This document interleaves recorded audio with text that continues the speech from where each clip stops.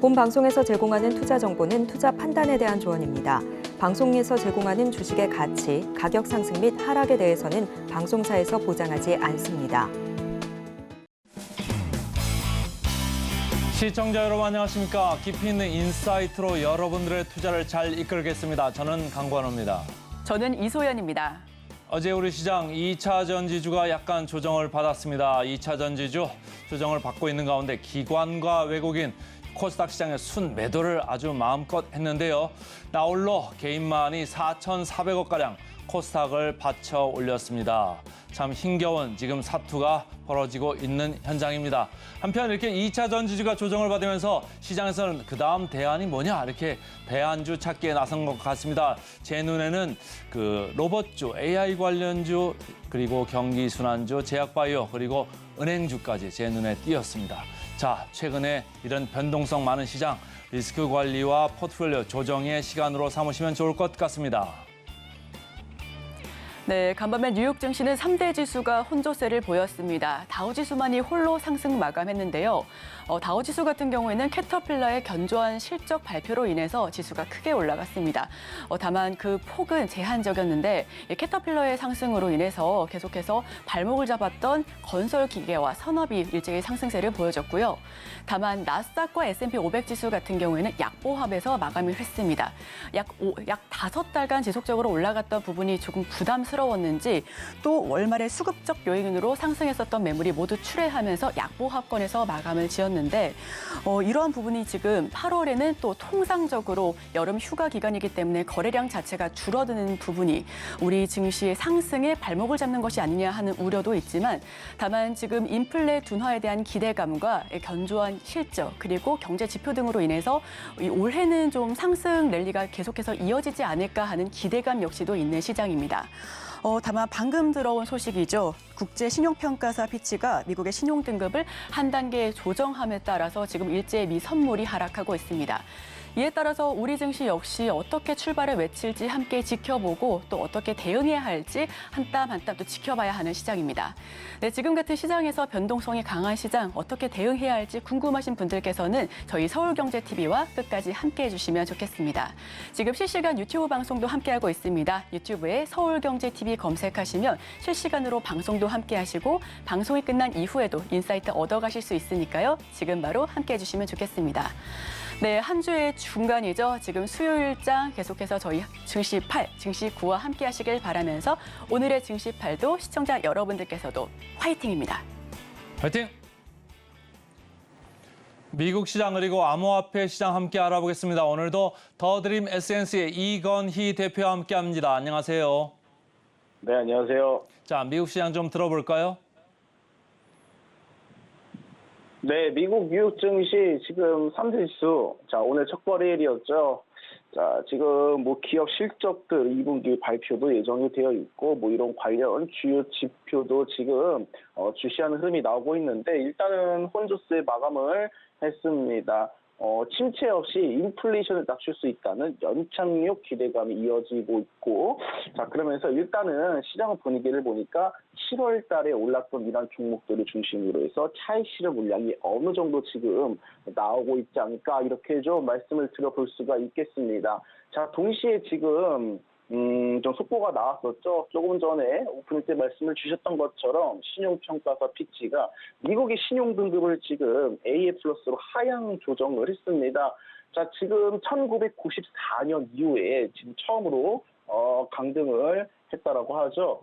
일단은 지금 트리플 A 그룹에서 기존에 원래 미국, 네덜란드, 덴마크, 호주, 뭐 복지, 뭐 인프라, 뭐 자원 이렇게 어떻게 보면 그 잘 가지고 있는 이런 국가들을 중심으로 트리플 A 그룹에 속해 있던 미국이었는데 지금 이제 한 단계 밑이죠. 캐나다, 오스트리아, 핀란드, 뉴질랜드 뭐 이러한 국가와 지금 같은 등급을 부여받게 되었다라고 합니다. 일단은 이 이유를 조금 이슈를 살펴보니까 재정 건전성이 지금 악화될 것으로 우려된다라고 합니다. 지금 피치가 보도 자료 낸 것을 좀 확인을 해보니까 향후 3년간 미국의 재정이 악화될 것으로 보이고 국가 채무에 대한 부담도 커지고 있다라고 밝혔다라고 합니다. 일단은 이 악화된 점을 지적한 모습을 보니까 이 정치권이 지금 계속해서 뭐 1차, 2차, 지금 3차를 또 앞두고 있죠. 부채 한도 상향 문제를 놓고 지금 갈등을 빚고 있고 뭐 지금 계속해서 디폴트가 임박해서야 해결하는 일이 지금 반복되는 점을 이 부분을 지금 꼬집었습니다. 우리가 일제에서 보셨듯 뭐 3월 달도 마찬가지고 6월 달, 7월 달까지도 마찬가지고 지금 미국 쪽에서 계속해서 디폴트가 임박할 때마다 빠르게 그냥 부채 한도 상향 문제를 계속해서 좀 급하게 좀 해결하는 모습이 나왔었어요. 이 부분을 짚었다라고 보시면 될 것 같습니다. 일단은 지금 제닛 옐런 재무부 장관이 자의적인 판단이다라고 일단 이야기를 발표를 했는데, 자 일단은 부채 한도 협상이 계속해서 이어지고 있다라는 점, 그리고 미국이 대선을 앞두고 있으면서 계속해서 갈등이 일어나고 있다라는 점, 그리고 오전에 속보가 더 나왔죠. 트럼프 전 대통령이 추가적으로 기소가 나왔습니다. 미국 현지에서 대선을 앞두고 지금 갈등이 빚어지고 있기 때문에 뭐 이런 부분 시장에서 어떻게 좀 반응을 하는지는 조금은 지켜보자라고 말씀을 드리겠습니다. 그리고 이 제조업 지표가 좀 부진을 했어요. 7월 ISM 지금 제조업 구매 관리자 지수가 지금 발표가 되었는데, 일단은 다행인 거는 6월 비교해가지고는 개선이 되었습니다. 자, 그런데 이 지수가 46.4를 기록했는데 월가에서는 46.8을 지금 예상을 했는데, 이것을 약간 밑돌면서 조금은 이게 좀 부진한 모습이 나왔다, 이렇게 좀 말씀드릴 수 있겠지만 기준점을 밑도는 수준이다, 이렇게 좀 말씀을 드릴 수가 있겠고요. 그리고 구인 규모도 중요하겠죠. 지금 2년 만에 최저 수준을 기록했습니다. 지금 민간 기업 구인 건수가 6월 달에 958만 건으로 나타났다고 합니다. 4만 건가량 전월 대비해서 감소한 수치고요. 자, 그러면서 지금 금융정보업체 팩트셋이 좀 집계한 월가 전망치를 큰 폭으로 밑돌았다, 이렇게 좀 말씀을 드릴 수가 있겠습니다. 일단은 구인 건수가 줄어든다라는 거는 노동시장 과열 자체가 다소 줄어들고 있다라고 좀 방증을 일으키고 있습니다. 지금 그동안 우리가 뭐 과감하게 파월 의장이 뭐 금리 인상 또는 금리 인하를 두고 발목을 붙잡았던 게 확실하게 이러한 부분이 좀 좋아져야 되는데 그런 부분 비추가 나타나지 않았고, 자 그러면서 일단은 노동적인 부분에서 계속해서 줄어들어야 한다고 좀 이야기를 했었거든요. 자 그렇기 때문에 이 부분 노동시장이 완화되고 있다는 주목할 부분, 이 부분 좀 우리가 주목할 필요가 있다라고 말씀을 드릴 수가 있겠습니다. 자 지금 이벤트적인 이러한 부분도 살펴볼 필요가 있을 것 같아요. 자 실적 발표 2분기 앞두고 있죠. 뭐 지금 뭐 오늘 장중 보시면 아시겠지만 전기차 관련주, 그동안 시장의 주도를 이끌었던 이러한 전기차 섹터들에 대한 이러한 하락이 지금 나왔습니다. 자 그러면서 지금 시장에서는 너무 지금 전기차 과열 그리고 2차 전지로 쏠리면서 지금 과열된 시장이 어떻게 보면 또 다른 먹거리, 뭐 그동안 오르지 못했던 저점으로 계속해서 시장과 다르게 저점으로 하락했던 건 AI라든가 뭐 바이오라든가 뭐 이런 관련, 그리고 기존에 강했던 이러한 종목들을 좀 계속해서 새로운 재료가 빨리빨리 나오길 기다리고 있는 것 같습니다. 대표적인 종목이죠. 자, 애플과 아마존이 지금 실적 발표가 예정이 되어 있습니다. 자, 그동안 전기차 관련주가 기대감에 의해서 그리고 앞으로 벌어질 수요가 증가한다는 상승을 했다라면 이 애플이라든가 아마존 같은 이런 기업들 같은 경우는 실질적으로 지금 엄청난 매출을 이끌어가면서 안정성을 다진 기업입니다. 이러한 기업들의 지금 성적표에 따라서 좀 시장에 대한 변동성이 조금 있을 가능성이 있다라고 좀 말씀을 드려보고 싶고요. 자, 일단은 스타벅스, 뭐 세계적인 대표적인 커피 브랜드이죠. 스타벅스가 먼저 실적을 발표를 했습니다. 일단은 92억 달러 매출액이 나온 것으로 지금 확인이 되고 있는데요. 1년 전보다는 12% 성장한 수준입니다. 자, 하지만 이 주요 핵심은 그동안 경기 부양책을 과감하게 펼치지 않았던 중국에서 코로나19 완화 정책으로 일단은 중국 쪽에서 매출이 좀 46%까지 급증하는 모습이 나왔습니다. 자, 그렇지만 아직까지 월가 전망치는 하회하고 있다는 점 주목하시면 될 것 같고요. 자, 고용보고서도 이번 주에 발표가 되죠. 자, 지금 7월 비농업 신규 고용 전망치 20만 명을 예상하고 있다라고 합니다. 지금 실업률 같은 경우도 3%가 조금 넘는 수치를 지금 보일 것으로 판단이 되는데, 만약에 여기서 신규 고용이 너무 줄었거나 그리고 예상 밖으로 폭등한다라면 시장의 변동성으로 좀 작용할 수 있다는 점, 이 부분 주목하시, 이렇게 하면서 시장은 이 정도만 좀 정리를 해보도록 하겠습니다. 전체적으로 뭐 거시경제 지표는 생각보다 좀 괜찮게 나오고 있어서 좀 안정적으로 가는 것 같은데 애플 말이죠. 주가가 어제 좀 내렸고 최근에 주가가 좀 먼저 달렸는데 사실은 AI 관련돼 가지고 뉴스가 별로 없었던 데가 애플이에요. 그래도 주가는 먼저 갔었는데 그러면 애플 주가 따라가는 우리나라 주가가 됐으면 좋겠는데 우리나라 애플 관련주들은 오히려 주가가 많이 밀렸었어요. 그래가지고 앞으로 애플이 어떻게 바뀔 거냐, 그리고 신규 그 제품 나오는데 어떻게 지금 시장에서 반응할 거냐 상당히 관심사가 아닐 수 없고요. 자, 미국 시장 보니까 어제 말이죠. 캐터필러가 보니까 종가가 8.8%나 올랐습니다. 실적치가 상당히 좋게 나왔는데 관련해서 뉴스가 있을까요? 일단은 52주 기준으로 해가지고는 신고가를 달성을 하면서 마감을 했습니다. 자, 지금 캐터필러 같은 경우는 그 대표적인 건설 관련 기업으로 보시면 될 것 같은데, 일단은 그동안 뭐 부동산이 안 좋다, 그리고 뭐 시장이 안 좋다, 특히나 우리나라 기준으로 봤을 때도 건설 관련 이런 뉴스 관련해가지고는 긍정적인 이슈가 좀 나오긴 힘들었습니다. 그런데 이 미국 캐터필러가 발표한 지난 2분기 순이익을 보니까 75%가량 거의 더블 가까이 지금 급증을 했다라고 합니다. 건설 수요가 지금 증대됐다고 하는데 일단은 다음 분기에 뭐 재고 증가로 매출이 저된다고 하지만 다음 분기는 다음 분기이고요. 일단은 2분기만 놓고 봤을 때는 순이익이 75% 급증을 했다라고 합니다. 지금 결산에서요 주력이 지금 북미 시장입니다. 북미 시장에서 인프라 정비 그리고 건설 수요 덕분에 지금 판매가 확대되고요. 그리고 이 동시에 지금 물가 인상에 따라서 제품 가격도 적극적으로 인상을 했습니다. 당연히 시장도 받쳐주고 영업도 받쳐주고 그리고 거기에 가격까지 인상을 했기 때문에 순이익이 대폭적으로 늘어날 수밖에 없는 상황이었다. 이렇게 좀 평가를 해볼 수가 있겠습니다. 그런데 건설기계랑 광산기계 지금 판매가 모두 늘어났어요. 일단은 지금 조 바이든 대통령의 이러한 정책들을 보시면 당선 이후에 계속해서 강조했던 게 인프라 투자입니다. 뭐 미국에 어떻게 보면 아직까지 발전되지 않은 도시들을 중심으로 해가지고 이 5G라든가 기존 네트워크를 전국적으로 까는 이런 정책들을 좀 공격적으로 이야기를 했었고요. 자, 그와 동시에 뭐 재생사업 이런 부분뿐만 아니라 인프라 같은 이러한 좀 어떻게 보면 인프라 투자법을 좀 어떻게 보면 계속해서 강조를 하면서 수요를 끌어올렸던 것 같습니다. 자, 그렇다 보니까 건설 기계뿐만 아니라 지금 광산 기계까지도 지금 모두 판매가 늘어난 부분을 살펴볼 수가 있겠고요. 뭐 영업이익 기준으로 기업은 판매량 증가가 8억 달러. 당연 그리고 가격 인상하기 때문에 이게 부분이 14억 달러로 나타났다라고 합니다. 일단 톱라인이죠. 매출이 두 자릿수 성장이 나왔습니다. 지금 전 세계적인 건설 경기를 봤을 때는 두 자릿수 경기가 좀 증가하기가 힘든 부분이 있는데, 자, 지금 두 자릿수 성장을 달성을 했고, 자, 그러면서 동시에 지금 7억 달러 비용을 투입해서 구조개혁도 진행을 했습니다. 그래서 구조개혁도 진행을 하고 어떻게 보면 힘든 상황 속에서 기업을 혁신을 좀 잘하고 있는 부분이 있기 때문에 중장기 수익 향상에 이제 도모를 좀 중점을 두면서 시장 방향을 결정하겠다 이렇게 좀 밝혔습니다. 자, 그래서 캐터필러 뭐 지금 건설 경기가 안 좋은 와중에 이런 긍정적 이슈가 나오다 보니까 뭐 다른 뭐 우크라이나 재건도 마찬가지고 뭐 글로벌적으로는 그 건설 수요가 증대할 수 있을 만한 재료들이 좀 많이 있으니까 자, 이 부분들 좀 눈여겨 보시면서 뭐 우리나라에서는 안 좋게 나왔던 이런 건설 업종들 뭐 다른 부분으로 좀 이슈를 체크를 하면서 시선을 돌리면 어떨까 이런 말씀을 좀 드리도록 하겠습니다. 자, 캐터필러 그 정도로 얘기를 들어보고요. 지금 시간이 얼마 남지 않아서 말이죠. 토요타가 주가가 좀 상당히 좋았습니다. 실적이 아주 잘 나온 것 같고 우리나라 현대차, 기아도 실적이 잘 나와서 최근에 주가가 좀 좋을 것 같다 하는데 주가가 조금 덜 튀고 있죠. 근데 토요타도 괜찮았고 어제 보니까 니콜라도 주가가 많이 올랐습니다. 전기차가 내리는 가운데 니콜라도 오르는 것 같아가지고 전체적으로 차 쪽 간단하게 좀 들어볼까요?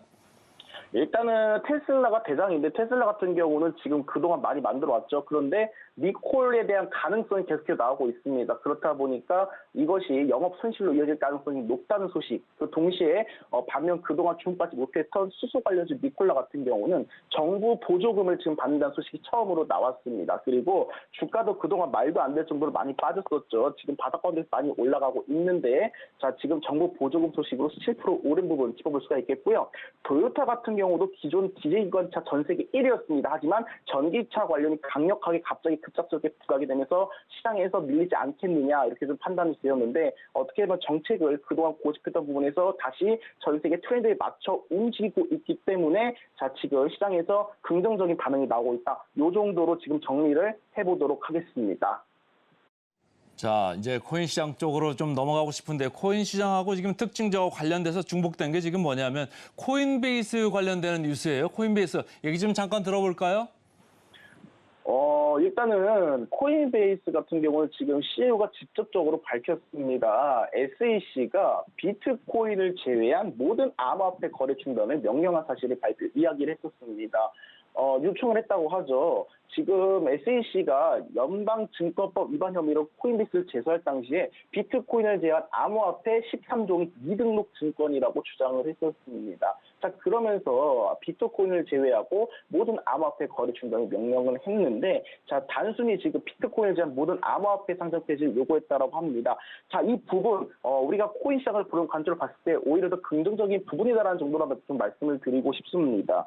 왜냐하면 그동안 우리가 일전의 경험으로 봤을 때, 뭐 스킨코인도 마찬가지고 알트코인을 우리가 잘못 건드렸다가 변동폭이 큰 부분을 그대로 때려 맞으면서 굉장히 어떻게 보면 투기 심리가 강했던 게 알트코인입니다. 자, 그런데 뭐 비트코인 같은 경우는 시장을 그동안 주도해왔던 코인이고, 오히려 우리가 코인 스톡폭이 많아지면 변동성이 큰 시장에서는 선택할 굉장히 힘든 부분이 있고, 자, 거기에 따른 실패감도 굉장히 많이 큰 부분이 있습니다. 오히려 특정 코인을 신뢰를 하면서, 자, 어떻게 보면 이 코인의 수가 선택폭이 좁혀질 때 어떻게 옥석을 가리기가 더욱더 편한 부분이 있다. 이 정도로 말씀을 좀 드리도록 하겠습니다.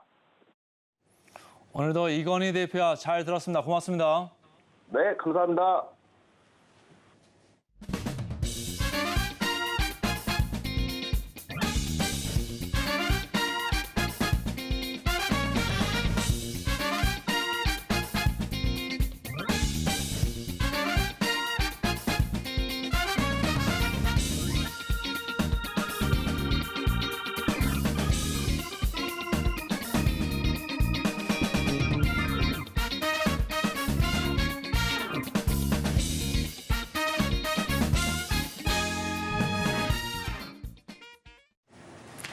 네, 개인 투자자가 아닌 전문가는 장 시작 전 뉴스를 볼 때 어떤 부분에 초점을 맞출까요? 오늘 이분과 이야기 나눠보겠습니다. 루크투자연구소 임순재 대표님 모십니다. 어서 오세요. 네, 안녕하십니까? 네, 임순재 대표와 함께하는 오늘의 일면 화면을 통해서 살펴보시죠. 네, 오늘의 헤드라인입니다. 겨우 선방한 수출, 하반기 괜찮아지나라는 주제로 가져와 주셨는데 지금 보니까요. 7월 무역 수지가 누적 적자를 줄인 상황이지 막 그렇게 대단하다라는 건 평가는 또 아닙니다. 또 수출은 10개월째 감소세를 보이고 있는데 이 부분과 관련해서 어떤 이야기로 한번 풀어주실까요? 네, 일단 뭐 수출 자체에 관련돼서 뭐 수출이 잘 돼야 뭐 우리나라 기업들도 좋아지고 네, 있다라고 맞습니다. 보시면 될 것 같고요. 일단 뭐 7월달 수출 동향뿐만 아니라 뭐 이에 따라서 향후 하반기 어떻게 될지에 대한 부분 잠깐 좀 말씀을 드리고자 합니다.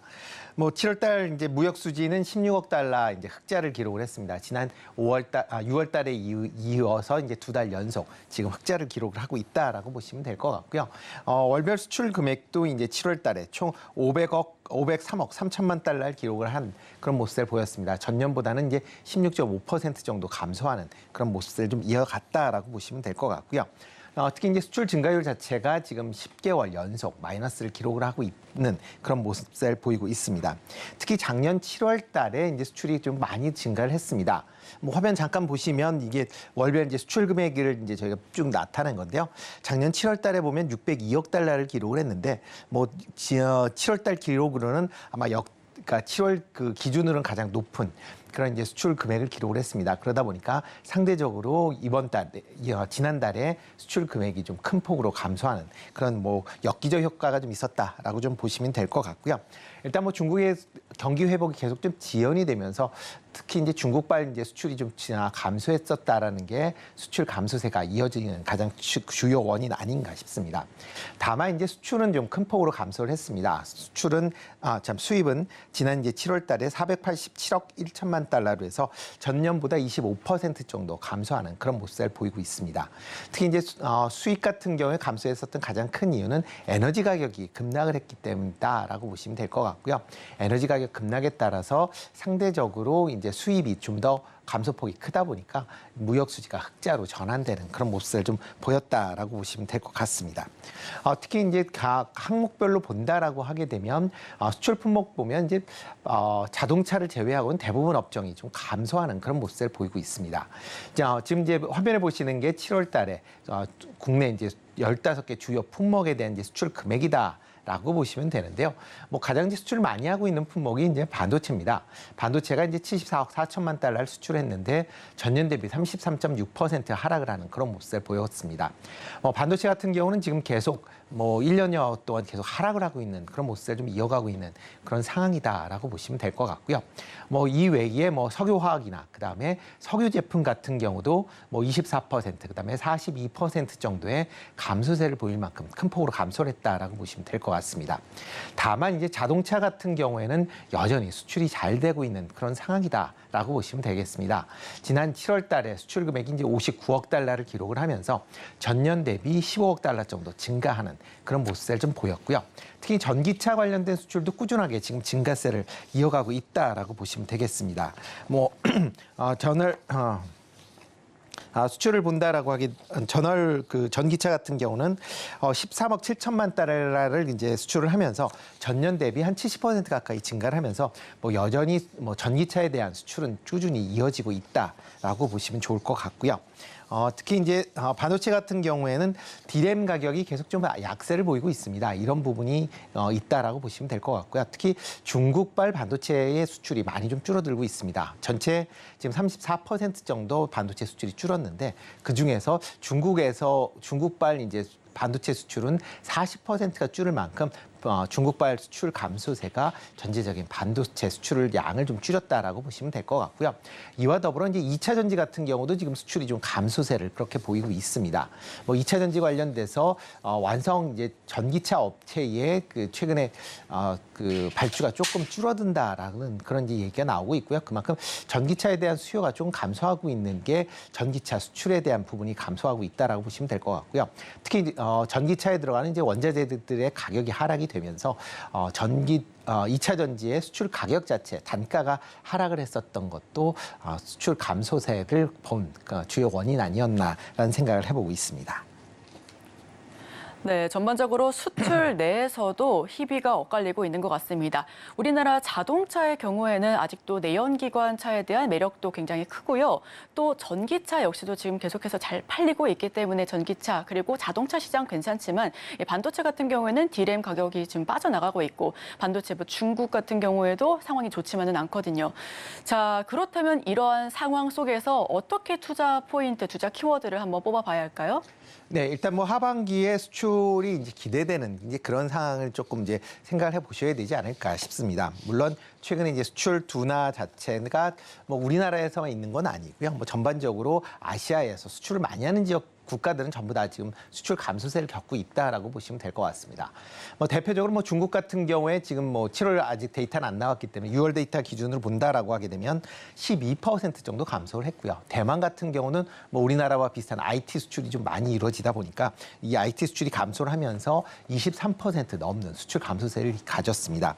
베트남 같은 경우도 10%, 그다음에 일본 같은 경우도 5% 넘는 수출 감소세를 이루어지는 만큼 아시아 지역 전반적으로 제조업에 대한 수출이 감소세가 이어지고 있는 그런 상황이다라고 보시면 될 것 같고요. 국내도 이와 같은 글로벌 흐름에 같이 맞물려서 움직이고 있다라고 보시면 되겠습니다. 그렇기 때문에 상반기보다는 이제 상반기에는 데이터가 나왔기 때문에 하반기에 대해서 이제 어떻게 이제 대처를 하느냐에 대한 부분도 같이 좀 보시면 좋을 걸로 예상이 되고 있는데요. 기본적으로 상반기에는 국내에서 수출하고 있는 전체 지금 주요 수출국 같은 경우, 특히 이제 7월 같은 경우는 주요 수출국에 대해서 전부 다 감소세를 이제 이어가고 있는 그런 상황입니다. 과연 이런 이제 감소세가 아마 하반기에는 끊기지 않을까라는 좀 기대를 해보고 있습니다. 대표적으로 지금 가장 기대하고 있는 게 반도체 부분 아닌가라는 생각을 해보고 있는데요. 반도체 같은 경우는 지금 상반기에 수출이 상당히 이제 부진했습니다. 그 이유 중에 하나는 전방 산업인 IT 산업에 대한 부분, 특히 뭐 PC나 서버, 그다음에 스마트폰의 판매가 상당 부분 이제 감소를 하면서 여기에 들어가는 반도체 수요도 상당 부분 줄었다라고 보시면 될 것 같고요. 그렇지만 뭐 조금 이제 기대해 볼 수 있는 게 2분기부터 HDM이나 DDR5와 같은 프리미엄급 반도체에 대한 수출이 조금씩 증가하고 있다라는 기대감을 갖고 있다라고 보시면 되겠습니다. 특히 이제 하반기 이후에 빅테크 기업들의 이제 AI에 대한 투자가 지금보다는 활발히 진행될 걸로 예상이 되고 있습니다. 뭐 대표적으로 뭐 삼성전자나 애플 같은 경우도 새롭게 AI 의 시스템 구축을 위해서 지금 뭐 시장에 참여하겠다라고 지금 발표한 그런 상황이고요. 기존의 구글이나 그다음에 마이크로소프트 같은 경우도 기존의 AI를 좀 더 확대시킬 걸로 예상이 되고 있습니다. 여기에 뭐 국내 네이버 같은 경우도 뭐 참전을 8월 말에 이제 하이퍼 글로벌 X라는 거를 통해서 AI 시장에 이제 참여를 하게 된다라고 보시면 될 것 같고요. 그렇다 보면 AI 시스템을 위해서는 이제 보다 많은 반도체 수요가 뒤따를 수밖에 없다라고 보시면 될 것 같습니다. 그렇기 때문에 HBM 관련된 뭐 수출은 계속 좀 더 증가할 가능성이 있다라고 보시면 될 것 같고요. 특히 이제 HM 같은 경우는 뭐 출하량 기준으로 보면 지금 1% 남짓에 불과합니다. 그렇지만 다른 D램에 비해서 수익성은 한 10배 정도 좋다라고 지금 나와 있는 그런 상황이기 때문에 HBM의 판매가 증가할수록 반도체 회사들의 수익성도 개선되는 측면이 뭐 보일 걸로 예상이 되고 있고요. 이와 더불어 이제 DDR5에 대한 수출량도 증가할 걸로 예상이 되고 있습니다. SK 하이닉스가 2분기 실적을 발표할 때 같이 얘기했듯이 전분기 대비 DDR5의 매출이 지금 뭐 배 이상 지금 성장을 하고 있는 그런 모습을 보이고 있습니다. 그만큼 DDR5의 성장세가 빠르게 성장을 한다라고 하게 되면 아마 연말이나 아마 내년 초 정도 되면 DDR5가 DDR4보다 좀 더 많이 이제 판매가 될 걸로 예상이 되고 있고요. 그러다 보면 수익성 측면에서 DDR5의 판매 증가로 반도체 회사의 실적도 개선될 것이다라는 기대를 같이 가져볼 수 있다라고 보시면 될 것 같습니다. 이와 더불어 이제 자동차 업종들도 계속 좀 관심 있게 보셔야 되지 않을까 싶습니다. 뭐 지금 뭐 상반기에 계속 이제 자동차 판매가 꾸준히 증가하고 있는 그런 모습을 좀 보이고 있고요. 뭐 그건 국내 회사뿐만 아니라 글로벌 전체적인 내연기관 자동차의 판매가 증가하고 있는 그런 모습을 보이고 있습니다. 뭐 미국의 GM이나 포드도 실적이 좋게 나왔고요. 뭐 어저께 실적을 발표한 도요타 같은 경우도 전기차가 없었음에도 불구하고 사상 최대의 영업이익을 기록을 할 만큼 내연기관차의 실적 개선세는 아마 하반기에도 좀 더 이어질 가능성 충분히 있다라고 생각이 되니까요. 그런 부분에서 완성차 업체, 그다음에 완성차 관련된 부품 업체들도 계속 관심 있게 좀 보시면 어떨까 싶습니다. 이와 더불어 이제 미국의 인프라 투자와 같이 관련돼서 건설기계나 그다음에 전력기기 관련된 기업도 여전히 관심 있게 좀 보시면 좋지 않을까 싶습니다. 뭐 건설기계는 뭐 전일 뭐 캐터필러가 뭐 지금 상당히 좋은 이제 매출 실적을 기록을 했듯이 미국 내에서 건설 인프라 투자가 증가를 하면서 건설 기계의 그런 이제 매출과 영업이익이 뭐 상당히 증가하고 있는 그런 모습을 보이고 있습니다. 국내 3대 이제 건설 기계 업체들도 지금 2분기 실적이 상당히 이제 좋게 나왔고요. 아마 하반기에도 미국의 인프라 투자가 계속 확대가 되면서 관련된 매출이 증가할 걸로 예상이 되고 있고요. 여기에 이제 신흥국 시장들의 이제 인프라 투자, 그다음에 최근에 이제 원자재 채굴과 관련된 광산기계 관련된 부분도 계속 확장세가 이어지고 있는 상황이기 때문에 하반기에도 건설기계의 수요는 증가할 걸로 예상이 되고 있습니다. 이와 더불어 이제 미국 전력 인프라의 교체, 그다음에 신재생 에너지와 관련된 이제 투자가 증가할수록 뭐 변압기와 그다음에 전력기기에 관련된 뭐 교체 수요와 신규 수요가 계속 있을 걸로 예상이 되니까 아마 건설기계, 전력기계는 미국발 이제 인프라 관련 수혜주로 관심 있게 보시면 좋을 걸로 예상이 되고 있고요. 그 외에 뭐 철강이나 반도체 그 외에 조금 이제 관심 있게 좀 보셔야 될 것. 또 이제 화장품 관련된 또 이제 특히 보면 이제 중국발보다 이제 북미 관련된 매출이 증가하고 있는 그런 기업 중심으로는 여전히 좀 관심 있게 보시면 어떨까 싶습니다. 네, 하반기 수출 기대감에 대한 그런 업종들을 전반적으로 풀어주셨습니다. 아무래도 자동차 같은 경우에는 상반기에도 좋았지만 하반기에는 더 좋을 것이다. 내연기관과 전기차 모두 더 좋을 것이고 특히 전기차에 대한 거는 기대감이 클 것 같고요. 또 반도체 역시도 DDR5라든지 아니면 HBM을 중심으로 계속해서 수요가 있기 때문에 반도체, 소부장이라든지 이런 부분들 계속해서 주목해야 할 필요가 있을 것 같습니다. 또 뿐만 아니라 건설 기계라든지 특히 오늘 캐터필러가 굉장히 좋은 실적 발표하면서 8%대 넘는 급등세를 보여줬으니까요. 이런 부분들에서도 함께 살펴봐야 할 부분들 두루두루 많을 것 같고요. 화장품까지도 이야기를 해주셨는데 자, 굉장히 다양한 업종들, 다양한 섹터군들 이야기를 해주셨습니다. 이 와중에서 조금 더 한번 수혜를 크게 받아볼 수 있는 그런 섹터나 종목군들에 대해서 이야기를 조금 더 깊게 들어보고 싶은데요. 네, 가장 기본적으로 하면 대형, 그러니까 대형 이제 그 업체들, 특히 이제 자동차나 그다음에 반도체 관련된 업체들은 아마 계속 좀 관심 있게 주목해서 보셔야 되지 않을까라는 생각을 좀 해보고 있고요. 그 외에 이제 북미 수출이 계속 성장세가 이루어지고 있는 그런 업종 중심으로 관심을 좀 가지실 필요가 있지 않을까라는 생각을 해보고 있습니다. 대표적으로 본다라고 하게 되면 건설기기나 전력기기, 그다음에 화장품 관련된 업종이다라고 보시면 좋을 것 같고요. 그 중에서 이제 오늘 제가 한 3종목 정도 이제 갖고 나왔는데요. 그 중에서 이제 첫 번째로 좀 관심 있게 보실 게 HD 이제 현대 일렉트릭입니다. 대표적으로 이제 전력기기 관련된 기업이다라고 보시면 될 것 같습니다. 전력기기 관련돼서 발전이나 송배전, 그다음에 소비와 관련된 전력 전반적인 그런 이제 일련 과정에서 사용되는 전력 기기를 생산하는 업체다라고 보시면 될 것 같고요. 특히 이제 전력 변압기, 그다음에 송배전, 그다음에 전동기에 관련된 부분이 생산이 주로 이루어지고 있다라고 보시면 되겠습니다. 특히 이제 전체적으로 이제 수출 비중이 한 65%를 차지할 만큼 특히 이제 수출에 중점이 방점이 이제 찍혀 있다라고 보시면 될 것 같고요. 2분기 실적도 상당히 좋게 나왔습니다. 매출이 전년 대비 19% 증가한 이제 6,400억대를 이제 기록을 했고요. 영업이익도 115% 증가한 588억을 기록을 했습니다. 가장 이렇게 이제 2분기 실적이 좋았던 가장 큰 이유는 미국 내의 인프라 투자의 증가에 따라서 전력 이제 인프라 그 교체 수요로 인해서 변압기에 대한 수요가 증가했다라는 부분이 가장 큰 게 이제 실적을 이유다라고 보시면 될 것 같습니다. 특히 이제 하반기 이후에도 이런 실적 개선세는 이어질 걸로 예상을 하고 있습니다. 특히 이제 최근에 이제 수익성 위주로 이제 계속 수출을 하고 있는 그런 상황이다라고 보시면 될 것 같고요. 특히 이제 미국 인프라 관련돼서 변압기에 대한 투자는 아마 장기간 동안 이루어질 걸로 예상이 되고 있습니다.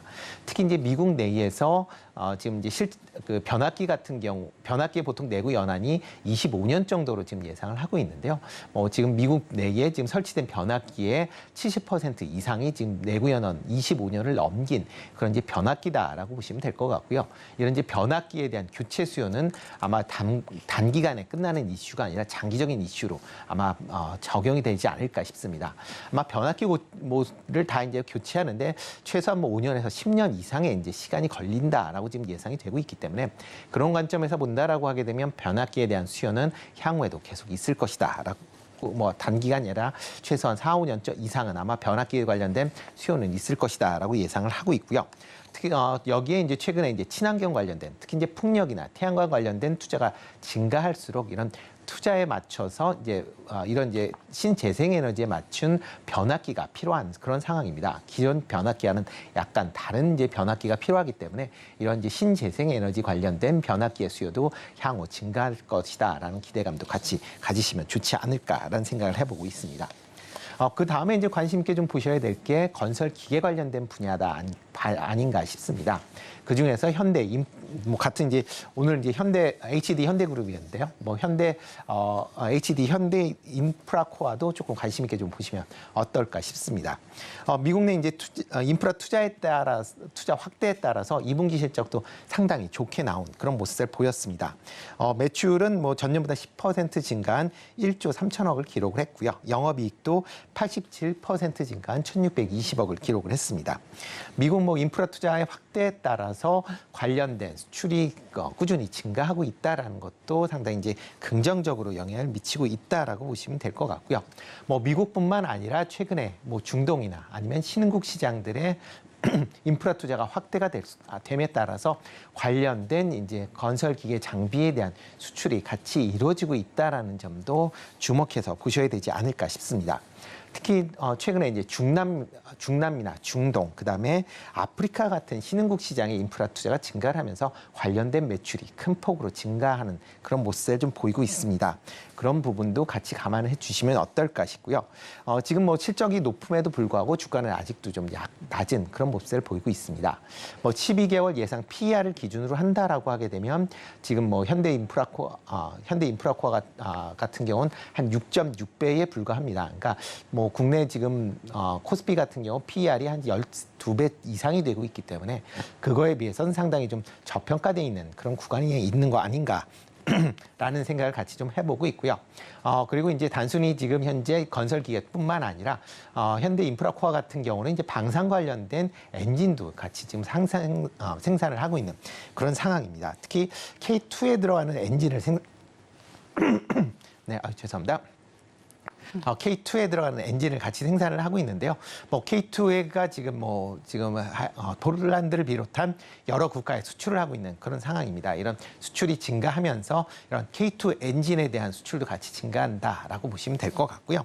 뭐 작년에 이제 폴란드에 수출한 K2용 엔진을 이제 계약을 했고요. 그다음에 올해는 폴란드에서 현지 생산할 그런 이제 K2 엔진용으로도 수출에 대한 그 협의가 진행되고 있으니까 그거에 대한 수주를 한다라고 하게 되면 아마 실적 개선세가 뚜렷이 나올 걸로 예상이 되니까 그런 점도 같이 주목해서 보시면 어떨까 싶습니다.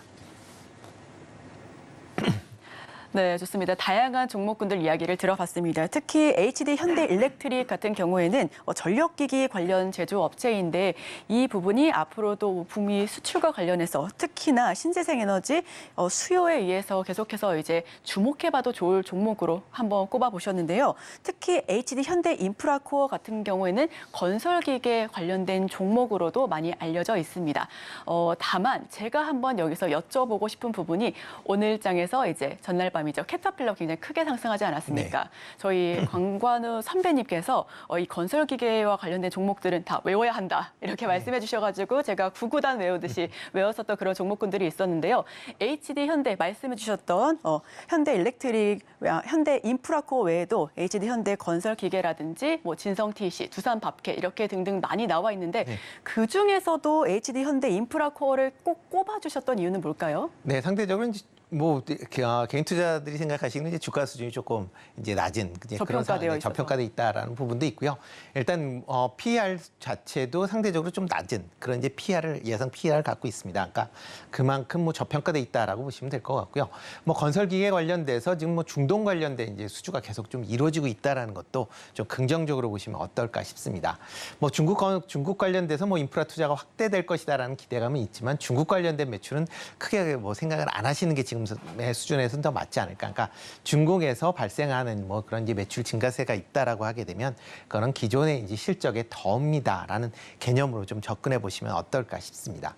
뭐 제가 이제 목소리가 좀 잠겨서 빼먹은 게 있는데요. 네. 그다음에 이제 조금 관심 있게 보신 게 이제 미국 관련된 그 화장품 관련된 기업들도 네, 조금 관심 있게 좀 보시면 좋을 것 같습니다. 특히 미국 그러니까 현재 그 화장품 관련된 부분이 이제 중국 부분이 많이 생각을 하고 있기 때문에 좀 부진하다라고 생각을 하는데 중국 부분은 부진한 게 맞는 그런 상황이고요. 대신 이제 미국발 OEM이나 ODM 업체들은 여전히 관심을 좀 가지셔야 되지 않을까 싶습니다. 특히 이제 6월달 같은 경우에 수출 같은 경우 지금 소폭 증가하고 있는 그런 모습을 보였습니다. 특히 7월달에 이제 수출이 6억 5천만 달러를 기록을 하면서 전년 대비 한 6% 정도 화장품 수출만 증가하는 그런 모습을 보였는데요. 그만큼 화장품 관련돼서 중국 시장이 아닌 북미나 그다음에 아세안 쪽에 매출세가 증가하고 있다라는 부분을 감안해서 좀 보시면 어떨까 싶고요. 이와 더불어 이제 관심 있게 보는 건 코스메카 코리아다라고 보시면 될 것 같습니다. 뭐 대표적인 뭐 화장품 OEM, ODM 업체다라고 보시면 될 것 같고요. 북미의 이제 매출이 최근에 이제 증가하고 있는 그런 모습을 보이고 있습니다. 그렇기 때문에 그런 관점에서 아마 코스메카 코리아 같은 경우도 좀 관심 있게 보시면 어떨까 싶습니다. 네, 저희 코스메카 코리아까지 들어봤습니다. 이렇게 세 종목 들어봤는데 저희 대표님 인사이트 계속해서 듣고 싶으니까 감기 조심하셔야 됩니다. 네, 알겠습니다. 네, 지금까지 저희 루크투자연구소 임순재 대표님 모셔봤습니다. 대표님 고맙습니다. 네, 고맙습니다.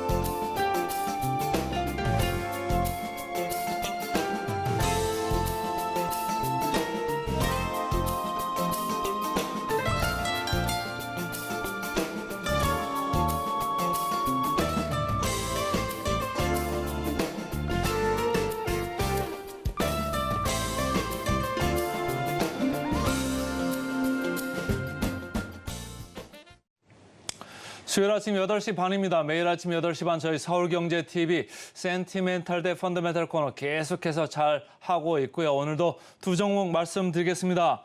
센티멘탈로 카카오. 오랜만이죠? 펀더멘탈로 금호석유 이렇게 두 종목입니다. 자, 카카오 먼저 들어가 볼까요? 카카오 차트를 먼저 좀 보시면요. 최근에 주가가 힘을 좀 내고 있습니다. 자, 카카오뱅크가 주가가 이 빨간 줄인데요. 많이 올라갔고 카카오 녹색입니다. 카카오페이 파란색이죠. 같이 좀 올라갔습니다. 더 많이 올라간 게 뭐죠? 저희가 방송에서 여러 번 최근에 말씀드린 네이버입니다. 네이버 뭐 때문에 올라갈까요? AI에 관련된 기대감 이런 게 좀 있는 것 같고요. 카카오도 우리도 좀 봐달라 이런 얘기를 좀 주가적으로 하는 것 같아요. 그래서 제가 좀 골라봤습니다. 자, NH투자증권에서 리포트가 나왔죠. 여기도 제목이 재밌습니다. AI 우리도 한다 이거죠. 우리도 하니까 좀 봐달라. 그래서 칼로 2.0 최근 공개했습니다. 그리고 연내 코 GPT라는 이런 카카오톡을 과 AI를 접목하는 이런 서비스를 한다. 이거에 대해서 좀 봐달라. 이런 얘기를 하는 거죠. 그래서 요거를 갖다 이렇게 결합을 하면은 광고 추천도 더 정교화될 수 있고 이런 광고와 더불어서 연결된 이 커머스 그러니까 비즈니스죠. 전체적으로 구매 활동을 더 확산할 수 있겠다. 그래서 시너지가 창출될 수 있다. 이걸 좀 기대해봐라 이런 얘기를 하고 있습니다. 키움증권에서는 조금 톤이 다릅니다. 톤이 보시면 재정비의 시간이 필요하다 이런 얘기죠. 그래서 목표 주가를 7만 원으로 하향을 했습니다. 목표 주가 2분기에 영업이익이 31% 전년 동기 대비 감소할 것 같다. 그리고 영업이익률이 5.5% 안 됩니다. 요거밖에 안 되니까 상당히 이익률이 낮다. 이런 얘기고요. 그 대신 톡비즈 쪽에서 조금 괜찮고 그러나 광고형 매출은 여전히 광고 경기가 좀 안 좋기 때문에 조금 현찮을 거다 이런 얘기를 하는 거예요.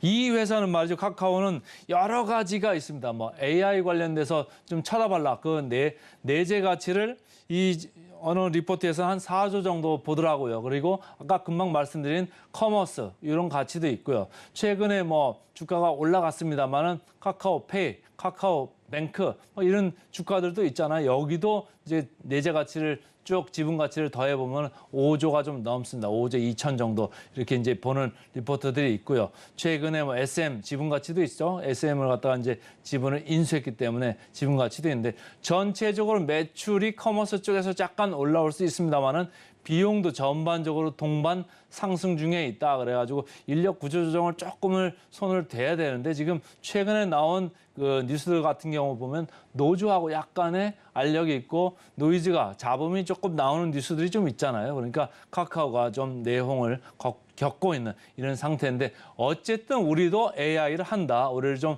봐달라. 이런 게 하나 있는 것 같고 그다음에는 아까 우리 오프닝 멘트에서 제가 말씀을 드렸습니다마는 2차 전지 관련주들이 조정을 받으면서 그다음 대안 뭐냐라고 했을 때 AI 관련주가 눈에 탁 들어오는 거죠. AI 관련주, 중소형 AI 관련주들은 상당히 주가가 높았습니다. 더불어서 네이버도 그쪽에 숟가락 하나를 얹었고요. 더불어서 이 카카오도 숟가락 하나를 더 얹은 그런 회사라고 보시면 되겠습니다.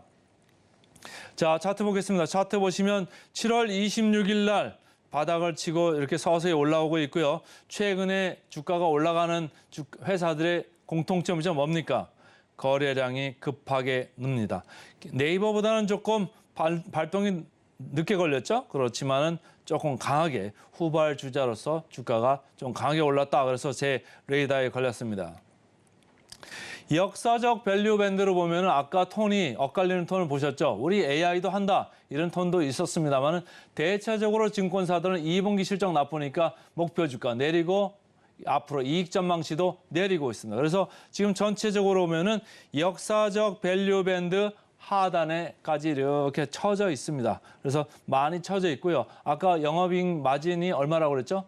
5.5%라고 했어요. 너무너무 낮죠. 5.5%면 뭐 남는 게 거의 없는 거고 안 그래도 비용 나가는 부분들이 많다. 상각할 부분도 많다.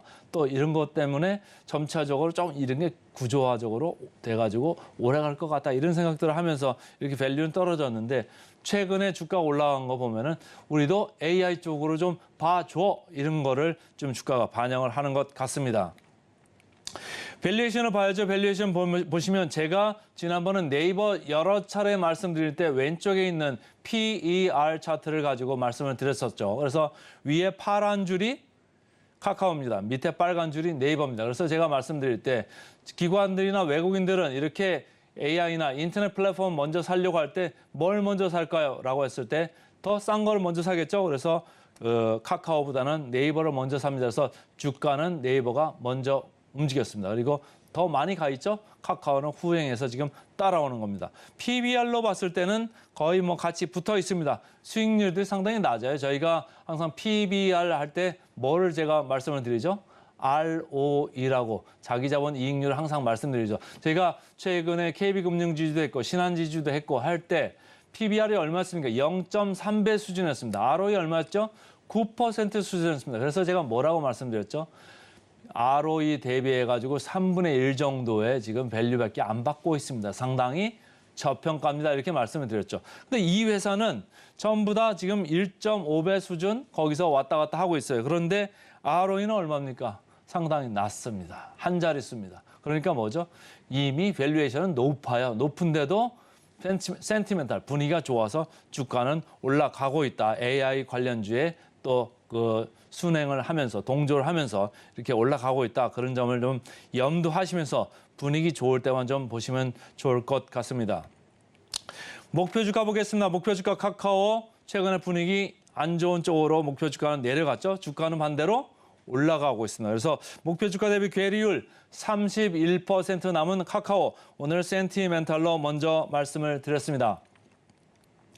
그 다음 말씀드리겠습니다. 그 다음은 금호석유입니다. 금호석유 최근에 그 고개를 드는 석유화학주 주식이 좀 눈에 들어옵니다. 자, 차트를 보시죠.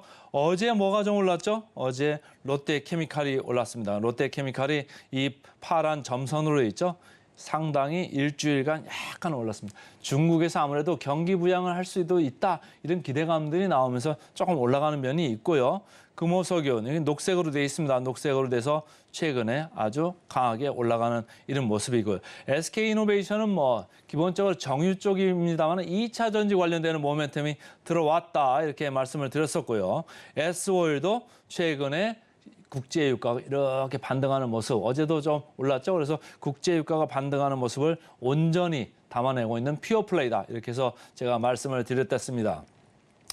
BNK 투자증권에서 나온 리포트를 보시면요. 합성 고무가 앞으로 시황이 개선될 거다 이런 얘기예요. 최근에 2, 3년 동안 코로나 이런 이 기간 때문에 드라이빙 시즌, 뭐 이런 거 드라이빙 시즌에 별로 수혜를 못 받았잖아요. 그런데 이제 교체를 안 했기 때문에 교체 수요가 타이어 쪽에서 많이 나올 거다 이런 얘기를 하는 거예요.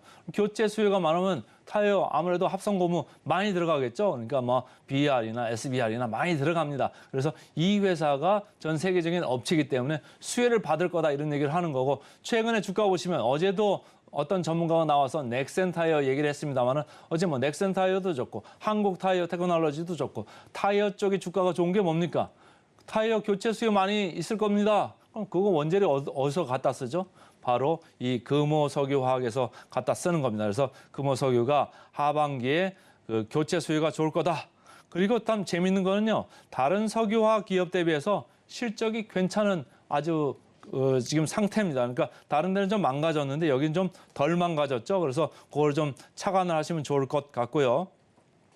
SK증권에서 리포트는 2분기 실적이 저점이다 이런 얘기를 하는 겁니다. 3분기 가면서 드라이빙 시즌 아무래도 운전을 많이 하니까 교체 수요 아주 활발하게 일어날 거다 이런 건데 합성고무 스프레드 어떨 거냐 견조할 거라고 보는 거예요. 제품 가격은 일부 떨어졌습니다만은 원재료 가격인 부타디안 가격도 많이 떨어졌다. 그러니까 스프레드가 괜찮다, 견조하다 이렇게 보는 거죠. 그리고 22년에 증설한 SSBR 그러니까 S가 스틸렌이고 B가 부타디안입니다. 그러니까 부타디안 들어간 합성고무고요. EPDM도 이것도 합성고무입니다. 여기 출하량이 확대될 거다 이렇게 보시면 되죠.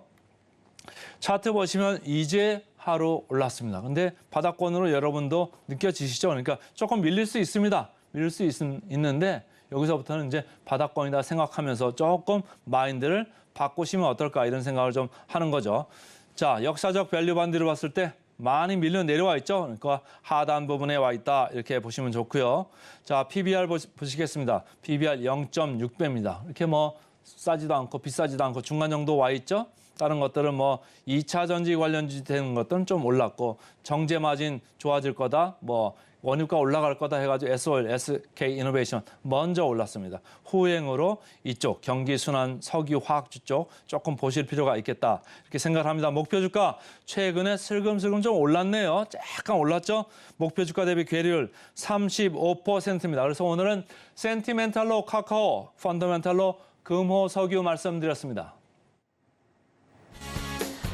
네, 오늘의 핵심 요약 세 줄입니다. 뉴욕 증시가 차익 실현 매물에 혼조 마감했습니다. 다우지수만이 소폭 오른 채로 강세를 보였고요. 또 오늘의 일면에서는 겨우 선방한 수출 하반기 괜찮아지다라는 주제로 HD 현대일렉트릭과 HD 현대인프라코어, 코스메카 코리아까지 들어봤습니다. 마지막으로 센티멘탈과 펀더멘탈 두 가지 종목 카카오와 금호석유 꼽아봤는데요. 특히 금호석유 같은 경우는 합성 고무의 시황이 개선됨에 따라서 계속해서 주가 상방 노려볼 수 있을 것 같습니다. 저희와 끝까지 함께해 주시죠. 네, 저희는 더욱더 다양한 인사이트와 함께 증시 구로 돌아오도록 하겠습니다. 개장 상황 역시 서울경제TV와 함께해 주세요.